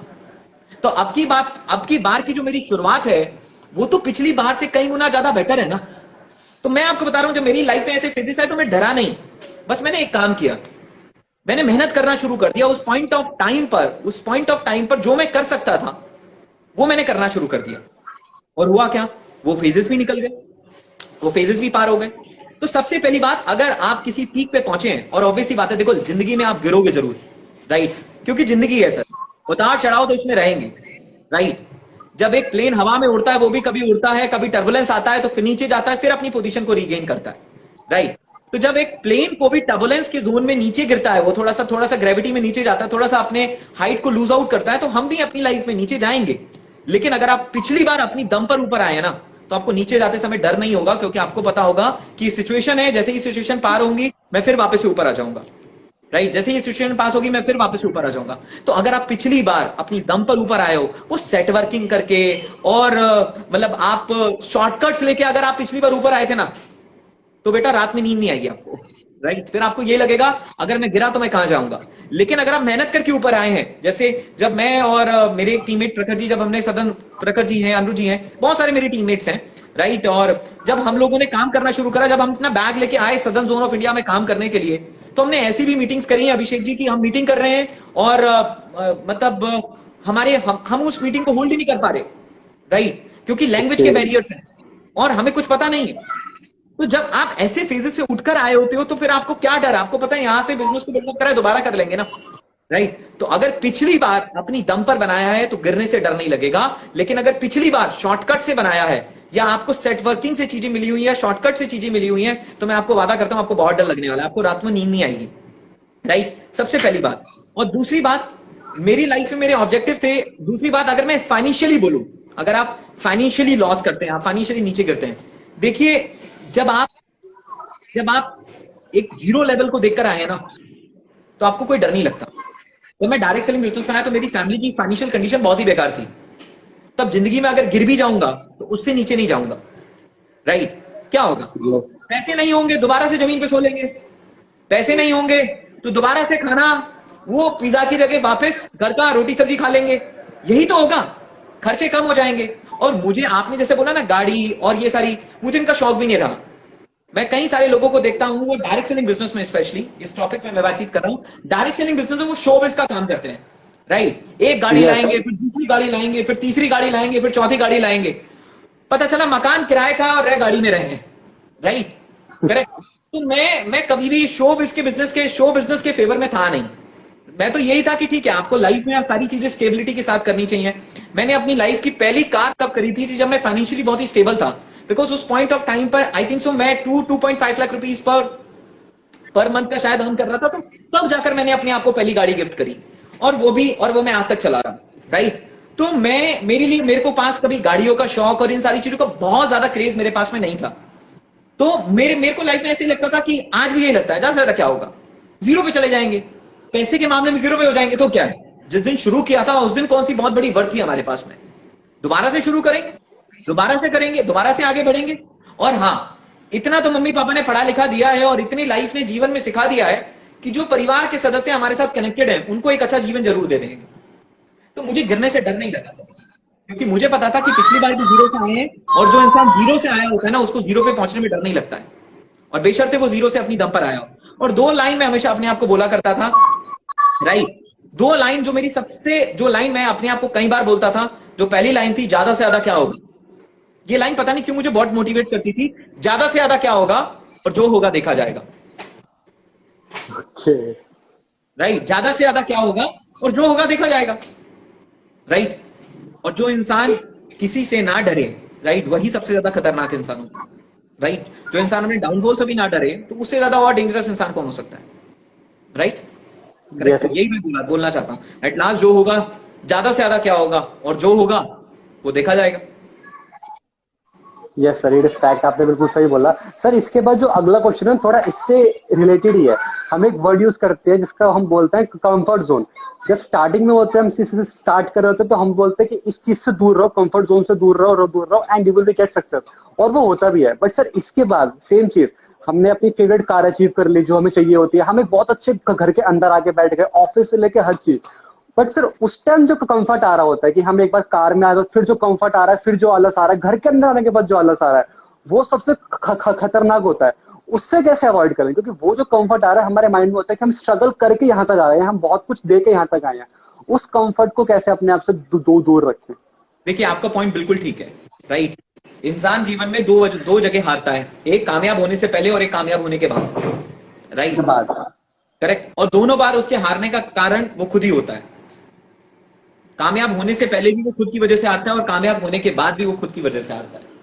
राइट, और आपका कहना बिल्कुल ठीक है। जब लाइफ में कई बार हम एक लेवल को अचीव कर लेते हैं, तो हमारे पास लाइफ में कॉम्प्लिशंसी आ जाती है। करेक्ट, यस और कई सारे लोग उस कॉम्प्लिशंसी की वजह से बहुत कुछ लूज आउट भी करते हैं, और शायद ऐसी गलतियां मैंने भी अपने जीवन में करी हैं। लेकिन जो मैं सीखा हूं, और जिन चीजों पर मैं काम करने की कोशिश कर रहा हूं, अभी मेहनत करने की कोशिश कर रहा हूं, वो ये है कि दो लाइनों में मैं इस क्वेश्चन का आंसर दूंगा। सबसे पहला ये है कि आप हमेशा याद रखें कि success is not a destination, it's a journey. कामयाबी कोई एक मंजिल नहीं है, वो एक सफर है, जहां पर आप एक जगह पहुंचे, आपने उस जगह को चेरिश किया, अब आपके पास अपने जीवन में काम करने के और कारण होने चाहिए। राइट, हो सकता है पिछली बार का कारण आपको अपने आप को फाइनेंशियली स्टेबल लेवल पे लाने का था। आज का कारण आपका अपने सपनों को पूरा करने का है। लेकिन जिस दिन आप उसको भी पूरा कर लें, आपके पास कारण होना चाहिए कि आप सोसाइटी के उन लोगों को जाके मदद करना शुरू करें जो अंडर प्रिविलेज है। राइट, जिनके पास उस तरीके के प्रिविलेज अवेलेबल नहीं है। तो सक्सेस जो है, कामयाबी जो है, वो एक सफर है, एक मंजिल नहीं है। तो एक जगह पे पहुंचने के बाद, उसको चेरिश करने के बाद, अपना अगला पिन पॉइंट बनाना और अपना अगला डेस्टिनेशन बनाना, अगला डेस्टिनेशन डिफाइन करना बहुत जरूरी है। दूसरी बात, दो शब्द बहुत इंपॉर्टेंट है, वो है व्हाट नेक्स्ट, जो आपको पता है मैंने किससे सीखे हैं। राइट, आपको पता है ये दो शब्द मैंने किससे सीखे, और व्हाट नेक्स्ट। राइट, राइट, आपके पास व्हाट नेक्स्ट होना चाहिए। और मेरे मेंटोर की एक बहुत जबरदस्त लाइन है, it's not about from where to where, it's all about from here to where. Right, कि यहां जहां है, अब आपको यहां से कहां जाना है। Right, right, it's all about from here to where, यहां से आपको कहां जाना है, व्हाट नेक्स्ट। अगर आपके पास क्लियर कट व्हाट नेक्स्ट है, तो आप एक जगह पे स्टक नहीं करेंगे। लेकिन ये इतना आसान नहीं होता है जितना आसानी से मैं कह रहा हूं, इतना आसान होता नहीं है। जितनी आसानी से मैं बोल रहा हूं उतना आसान नहीं होता है। राइट, कई बार शायद जो मैं आपको इस इंस्टा पे जो बातें मैं बता रहा हूं, उनमें से कई सारी चीजें ऐसी हैं जिनको मेरे को अपने जीवन में लागू करने में बहुत मेहनत लगी है, और शायद उनमें से कई चीजों को लागू करने की अभी मैं कोशिश भी कर रहा हूं। तो शब्द बहुत आसान होते हैं, इंप्लीमेंटेशन बहुत कठिन होता है। तो ये जो व्हाट नेक्स्ट है, कहना आसान है, लेकिन इसको करना जो है वो इतना आसान नहीं होता है। लेकिन तभी तो, that's how you get differentiated. Right, तभी तो एक फर्क आता है ना, राइट, कामयाबी और नाकामयाबी के बीच। राइट, यस सर, बिल्कुल सही चीज बोली सर। इसके बाद एक और इम्पोर्टेंट क्वेश्चन जो कि होना चाहिए। हम लोग जो हम मिडिल क्लास होते हैं, हम सब सुनते हैं कि मनी इज नॉट एवरीथिंग। और जब आप एक स्टार्टअप लेते हो, एक चीज को स्टार्ट करने के लिए, तो हमारे आसपास काफी सारे लोग कहते हैं कि तो क्या लगा रहता है, क्या फैमिली को टाइम स्पेंड नहीं करता, क्योंकि वो एक ही चीज बोलते हैं, money is not everything. Sir according to you money important है कि नहीं? बिल्कुल इंपॉर्टेंट है सर। राइट, कोविड के टाइम पे आपको ऑक्सीजन सिलेंडर लेने की जरूरत पड़ रही है, बताइए मनी इंपॉर्टेंट है कि नहीं? हॉस्पिटल में जाकर आपको बेड लेना है, मनी इंपॉर्टेंट है कि नहीं? राइट। बिल्कुल। मनी बिल्कुल इंपॉर्टेंट है सर, राइट। जो लोग ये बोलते हैं कि मनी इंपॉर्टेंट नहीं है, एक्चुअली वो लोग खुद मनी के लिए काम कर रहे होते हैं, राइट, करेक्ट। तो मनी राइट। इंपॉर्टेंट है, लेकिन मैं इस लाइन को कंप्लीट करना चाहूंगा, और कंप्लीट लाइन ये है कि आपके काम करने के रीजंस सिर्फ मनी नहीं होने चाहिए। मनी तो बिल्कुल ओके। इंपॉर्टेंट है, पैसा बिल्कुल इंपॉर्टेंट है सर, राइट। पैसा बिल्कुल इंपॉर्टेंट है और इस बात को मैं बिल्कुल भी मना नहीं कर सकता, राइट। लेकिन पैसे के साथ साथ, लेकिन आप जिस भी सिस्टम में काम कर रहे हैं, आप जिस भी बिजनेस में काम कर रहे हैं, आप जिस भी स्टार्टअप में काम कर रहे हैं, आप डायरेक्ट सेलिंग बिजनेस में काम कर रहे हैं, आप जिस भी प्लेटफॉर्म पे काम कर रहे हैं, पैसे के साथ साथ जो उससे भी ज्यादा इंपॉर्टेंट है वो ये है कि आपके पैसे के साथ साथ आपके पास में कुछ और भी मोटिवेटिंग रीजंस होने चाहिए, उससे भी बड़े गोल्स आपके पास में होने चाहिए, करेक्ट। और कहीं ना कहीं पैसा आपके उन मेन गोल जिनके लिए आप काम कर रहे हैं उसका एक बाय प्रोडक्ट होना चाहिए, लेकिन आना चाहिए, बाय प्रोडक्ट होना चाहिए, लेकिन बाय प्रोडक्ट का भी आना बहुत जरूरी है, राइट। तो मनी मैं ये नहीं बोलूंगा कि मनी इंपॉर्टेंट नहीं है, लेकिन आपके जीवन में काम करने का कारण सिर्फ पैसा नहीं होना चाहिए। आपके कुछ और ऑब्जेक्टिव्स होने चाहिए जो आपने अपने लिए डिफाइन करे हैं। उन ऑब्जेक्टिव्स को अचीव करने के प्रोसेस में पैसे का आपके पास आना बहुत जरूरी है, तभी आप उस ऑब्जेक्टिव पे फर्मली काम कर पाएंगे। या फिर हो सकता है कि आप सोशल सर्विस में भी चले जाए, तभी पैसे की जरूरत है। तो ऐसी बात, मनी तो हर जगह इंपॉर्टेंट है, मनी इज इंपॉर्टेंट, राइट। आज बड़ी बड़ी सेलिब्रिटीज को फंड रेज करने की जरूरत पड़ रही है लोगों को मदद करने के लिए। आप बताइए भाई, बहुत सारी बड़ी सेलिब्रिटीज है, वो फंड रेजर्स कैंपेन चला रही हैं, वो फंड रेज कर रही हैं कोविड के लिए। तो क्या है, पैसा इंपॉर्टेंट नहीं है क्या? अगर पैसा इंपॉर्टेंट नहीं होता तो फंड रेज नहीं करते, लव रेज करते ना, राइट। क्या हमने एक अकाउंट बनाया, अपना यस अपना सर। प्यार डाल दीजिए, करेक्ट। तो आज फंड रेज कर रहे हैं, कई सारी ऑर्गेनाइजेशन फंड रेज कर रहे हैं, कई सारे सेलिब्रिटीज फंड रेज कर रहे हैं। क्यों?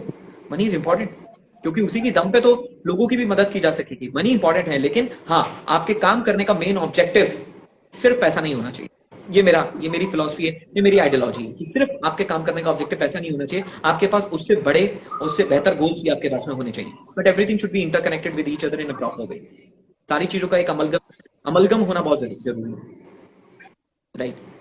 Yes sir. सर इसके एक और इम्पोर्टेंट चीज, ये लाइव स्टार्ट होने से पहले एक क्वेश्चन मेरे पास काफी सारे लोगों की साइड से आया था जो मैं आपसे पूछना चाहूंगा उन लोगों की साइड से। सर एज यू नो, आप हमेशा एक चीज बोलते हो कि आपने एक 5 years का बनाया था प्लान एंड देन आपने उसे अचीव भी करा, और आप सबको बोलते हो एक 5 years का प्लान बनाओ एंड देन उसको अचीव करो। सर जब आपने अपना 5 years का प्लान बनाया एंड जब आप जा रहे थे उसको अचीव करने के लिए, आपने कौन कौन से ऐसे स्टेप्स को फॉलो करा कि हाँ आपने वो अचीव कर लिया, एंड देन कभी सर आपको ऐसा लगा कि यार अब मेरे से नहीं हो रहा, मैं छोड़ देता हूँ, उस टाइम आपने कैसे अपने आप को दोबारा मोटिवेट करा कि हाँ नहीं मुझे अचीव करना है 5 years का प्लान? देखिए, जब मैंने 5 year का प्रोजेक्ट बनाया था, और मैं शायद अपने कॉलेज में पढ़ रहा था उस समय, और आई थिंक सो कॉलेज के 3rd year में था, जब मुझे समझ में आया कि हाँ यहाँ से इन 5 सालों में ये किया जा सकता है। तो सबसे पहला आपका पॉइंट था कि नेगेटिव, जब आपको कई सारे ऐसे फेजेस आए जब आपको लगा कि मैं छोड़ देता हूँ, बिल्कुल ऐसे कई सारे फेजेस मेरे पास में आए जब मुझे लगा कि मैं छोड़ देता हूँ। और कई सारे ऐसे फेजेस भी आए जब मैं जाकर कैट की किताब खरीद के ले आया था कि मैं आईएम की प्रिपरेशन करूंगा, क्योंकि मैं पढ़ने में सही था, अपने कॉलेज में स्टडीज में अच्छा कर रहा था। तो मैं कई बार गया और मैं कैट की बुक ले आया, और मेरे को आईएम क्रैक करना है और मुझे कैट निकालना है और मैं आईएम की प्रिपरेशन करूंगा। और लेकिन क्या हुआ ना, मन नहीं माना। किताबें आई तो, लेकिन किताबें खुली नहीं।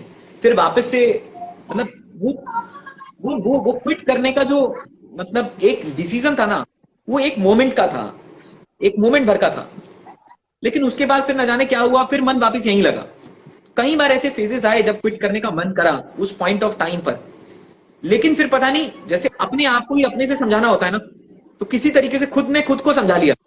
और जब खुद ने खुद को समझा लिया तो फिर वापस आ गए।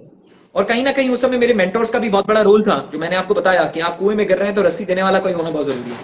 तो सही समय पे उन्होंने रस्सी भी दी, और ज्यादा देर तक हमने अपने आप को गिरने को भी नहीं दिया। मैं आपको फैक्ट बता रहा हूं, मैं कैट की बुक्स परचेज करके लाया था, और मैंने अपने कॉलेज के एक समय ऐसा आया जब मुझे रिजल्ट नहीं मिल रहे थे। मैं 1 साल से लगातार काम कर रहा था, लेकिन रिजल्ट नहीं थे। और उस पॉइंट ऑफ टाइम पे मुझे समझ में भी नहीं आ रहा था मेरे को करना क्या है एक्चुअली। मतलब बहुत ही अनडायरेक्शनल वे में मैं काम कर रहा था, राइट। और फॉर्चुनेटली मुझे अच्छे मेंटोर्स मिले, और जिनकी वजह से आज मैं यहाँ हूँ और लाइफ में आगे बढ़ पाया।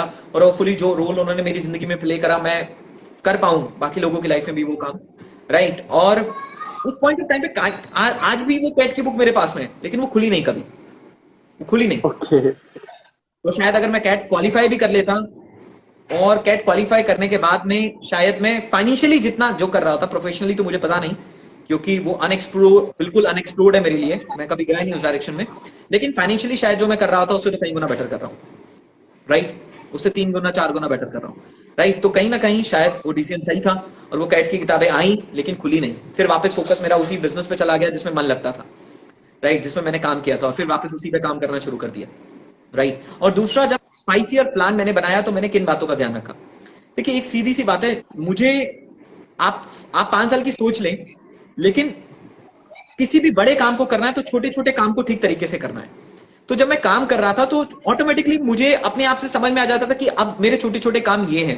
साथ में मेरे मेंटोर्स भी मेरे को बता देते हैं कि इस समय आपको ये करने की जरूरत है।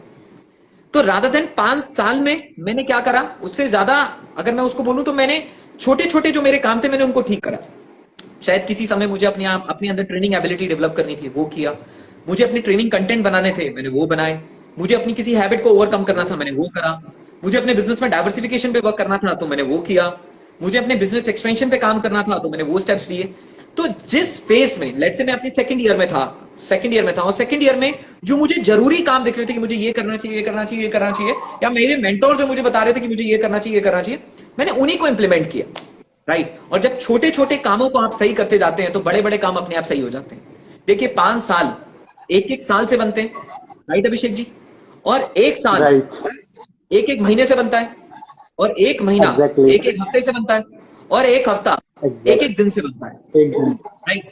तो जब आप एक दिन में, और आज के दिन में आपको पता होता है, जैसे आज के दिन आपको पता था अभिषेक जी कि मुझे आज लाइक ये इंस्टाग्राम वीडियो करना है और मेरे को ये मीटिंग्स करनी है, मुझे आज ये करना है, तो आप जब सुबह उठे तो आपके दिमाग ने आपको आज का काम बताया ना, राइट। अगर आपने सर, उसको ईमानदारी से इंप्लीमेंट किया और अपने मेंटोर्स की बात को सुना और उनके सजेशंस को इंप्लीमेंट किया, तो इवेंचुअली आपके दिन बेहतर होते हैं, आपके दिनों से आपके हफ्ते बेहतर होते हैं, आपके हफ्तों से आपके महीने बेहतर होते हैं, और आपके हफ्तों से आपके साल बेहतर बनते हैं, और फिर उन सालों में जो आपने एक विजन अपने लिए लिया होता है आप उसको अचीव करते हैं। Yes sir, exactly. सर, इसके बाद मैं इसके अंदर में एक लाइन और ऐड करना चाहूंगा। आपने एक वर्ड यूज करा, डेट इज मेंटोर। सर, कई बार क्या होता है कि हमारे जो स्पॉन्सर्स होते हैं या तो वो छोड़ जाते हैं, कुछ होता है हमें एक अच्छा मेंटर नहीं मिल पाता। सर, अगर हमें एक अपने लिए एक रियल मेंटर को आइडेंटिफाई करना है तो वो होगा कैसे आपके अकॉर्डिंग, जो हमें एक रियल सबसे मेंटर पहले, नहीं मिल रहा होगा? करेक्ट, आपका कहना बिल्कुल सही है। डायरेक्ट सेलिंग बिजनेस में मुझे जो दोस्त लेकर आया उसने अगले दिन छोड़ दिया। कुछ समय के बाद जो मेरे सिल्वर थे उन्होंने छोड़ दिया। कुछ समय के बाद जो मेरे नेक्स्ट लेवल ऑफ अप्लायंस थी उन्होंने छोड़ दिया। कुछ समय के बाद मेरे आगे की अप्लायंस थी, बहुत सारे लोग जाते रहे, और बहुत ही limited set of appliance, limited set of mentors मेरे पास बचे। अरुण सोलंकी सर बचे, और भूपेंद्र कुमार पाल सर बचे, और निखिल प्रताप सिंह सर बचे। तो अब आपका कहना था कि कैसे किसी एक मेंटोर को चूज करें, यस सर, राइट। देखिए, 2 चीजें हैं। सबसे पहला, वो मेंटोर, जिस इंसान को आप अपना मेंटोर बनाना चाहते हो, सबसे पहले ये देखो कि वो अपने जीवन में अपने सपनों के लिए कितना पागल है। अगर आप डायरेक्ट सेलिंग बिजनेस की बातचीत कर रहे हो, राइट, अगर डायरेक्ट सेलिंग बिजनेस की बातचीत कर रहे हो तो वो अपने सपनों के लिए कितना पागल है। क्योंकि जो इंसान अपने सपनों के लिए पागल नहीं है वो आपके सपने क्या पूरे करेगा, गॉट इट, करेक्ट। जो अपने सपनों के लिए पागल नहीं है वो आपके सपने क्या पूरे करेगा। तो सबसे पहले ये देखो कि वो अपने सपनों के लिए कितना पागल है। दूसरा, और वो आपको आगे बढ़ाने की कितनी भूख रखता है, उसको आपको आगे बढ़ाने की कितनी भूख है।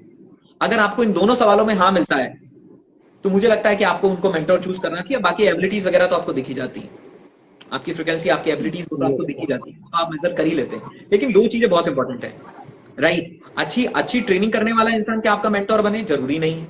अच्छी बातें करने वाला इंसान आपका मेंटोर बने, जरूरी नहीं है। जरूरी नहीं, ये जरूरी है लेकिन सिर्फ ये जरूरी नहीं है। 2 चीजें बहुत जरूरी है। पहला, उसके पास अपने जीवन में अपने सपनों को पूरा करने की बहुत ही जबरदस्त भूख है, और साथ में उस पर्सन के पास आपको आगे बढ़ाने की भी भूख है। अगर ये दोनों चीजें एग्जिस्ट करती है तो वो पर्सन आपका मेंटोर बन सकता है, राइट। Right sir. तो सर, इसी के साथ मेरा आज का आपसे आखिरी सवाल ये रहेगा, sir, according to you what is the real meaning of success? According to you आपके लिए सक्सेस क्या है? Correct, according to me the real meaning of success is happiness, खुश रहना, ओके, राइट। देखिए, सारी चीजें, देखो, मैं आपको अब कुछ बातें बताता हूं। जैसे कि आज से कुछ समय मैंने काम किया, मैंने अपना प्लान बनाया कि मेरे को यहां पहुंचना है, मैं वहां पहुंचा, मुझे इतनी अर्निंग करनी है, मैंने करा, मुझे बाइक खरीदनी है, कार खरीदनी है, घर खरीदना है, फाइनेंशियल सिक्योरिटी अचीव करनी है, इस जगह पे जाना है, करा है। उन सबसे खुशी मिली, लेकिन वो खुशी कुछ समय की थी, राइट। तो जो परमानेंट, हम क्यों काम करते हैं, असली मकसद, हमारे सक्सेस का असली मकसद हमारी हैप्पीनेस होनी चाहिए, राइट। आज मैं आपको बताता हूं, जैसे जिस दिन अगर मैं सुबह से उठकर रात तक जिस दिन अपने टाइम को प्रॉपरली यूटिलाइज कर पाता हूं, वो मेरे लिए हैप्पीनेस होता है। उस दिन मैं बहुत खुश होता हूं और वही मेरे लिए कामयाबी है, खुश रहना। और गॉट इट मान सर, लेता हूं गॉट कि इट। आज हमारे अकाउंट में लाखों रुपए क्रेडिट हुए, लेकिन अंदर से अच्छी फीलिंग नहीं आ रही क्योंकि हमने कोई प्रोडक्टिव रोल प्ले नहीं करा आज के दिन में, राइट। तो वो लाखों रुपए का क्रेडिट होना भी अपने साथ खुशी लेके नहीं आ रहा ना, तो आप उसको क्या सक्सेस बोलोगे, गॉट राइट। इट। आप उसको क्या सक्सेस बोलोगे। लेकिन आप दिन भर में काम कर रहे हो, आपने सुबह से लेकर शाम तक अपना बेस्ट दिया और आपको फील हो रहा है कि आज मैं अपना बेस्ट दे पाया हूं, और उसकी वजह से जो आपको एक हैप्पीनेस हो रही है, मेरे लिए वही सक्सेस है। So according to me success is happiness. पैसा कम हो, पैसा ज्यादा हो, नाम कम हो, नाम का ज्यादा हो, आइडेंटिटी कम हो, आइडेंटिटी ज्यादा हो, आप दूसरों के जीवन में बहुत कंट्रीब्यूट कर पा रहे हैं, आप नहीं कर पा रहे हैं। मैं एक ऐसी जिंदगी चाहता हूं जब मैं खुश रहूं, right. What success mean to me is happiness, right. और आज के डेट में जो मुझे सबसे ज्यादा खुशी मिलती है अभिषेक जी, वो मतलब जो मैंने ऑब्जर्व किया है, वो मिलती है कि जब मैं अपना बेस्ट दे पाता हूं, जब मैं अपना बेस्ट निकालता हूं, उस दिन मैं बहुत खुश रहता हूं और वही मेरे लिए हैप्पीनेस है। तो मैं सोचता हूं कि शायद इसीलिए शायद जिंदगी भर काम करें कि हर दिन अपना बेस्ट निकालें और हर दिन हम खुश रहें, राइट। और जिस दिन शायद हम अपना बेस्ट नहीं देते ना, एक बड़ी अजीब सी इरिटेशन वाली फीलिंग आती है, बड़ा अजीब सा लगता है। तो मुझे लगता है कि मेरे लिए सक्सेस का मतलब है खुश रहना, और खुश रहने का मतलब है मेरे लिए कि अपना बेस्ट देना। Yes sir, got it. Right sir. So sir, इसी के साथ thank you so much sir for your time. Thank you so much. तो wish you all the best Abhishek ji, and I wish all the best to all the viewers out here. और मैं आप सब लोगों को कहना चाहता हूं कि आप सब लोग अपने घर में रहें, सेफ रहें, Yes, sir. राइट। और अगर आप किसी के लिए किसी भी तरीके से मदद कर सकते हैं, वो मदद करते रहें, सेफ रहें, अपने घर में रहें। और ये एक समय है जहाँ पे हमें हमें हमारी फैमिली को हेल्थ वाइज ध्यान देने की जरूरत है, और हमें लोगों को एजुकेट करने की भी जरूरत है। जिस भी वे में जो भी अच्छी इन्फॉर्मेशन आपके पास में, उसे एजुकेट करें, राइट। और अगर आपके पास कुछ ऐसे प्रोडक्ट्स हैं जो वाकई लोगों को मदद कर सकते हैं, तो उनको प्रमोट करने में बिल्कुल भी हेजिटेट ना करें। और घर रहें, घर पे बैठे लेकिन खाली मत बैठे, राइट। घर Yes, पे sir. जरूर बैठे लेकिन खाली नहीं बैठे, कुछ करते रहें, कुछ डेवलपमेंट करते रहें, कुछ बेहतर करते रहें, right. So wish you all the best Abhishek ji, and to all the insta family. And thank you, thank you so much sir for your time. Thank you.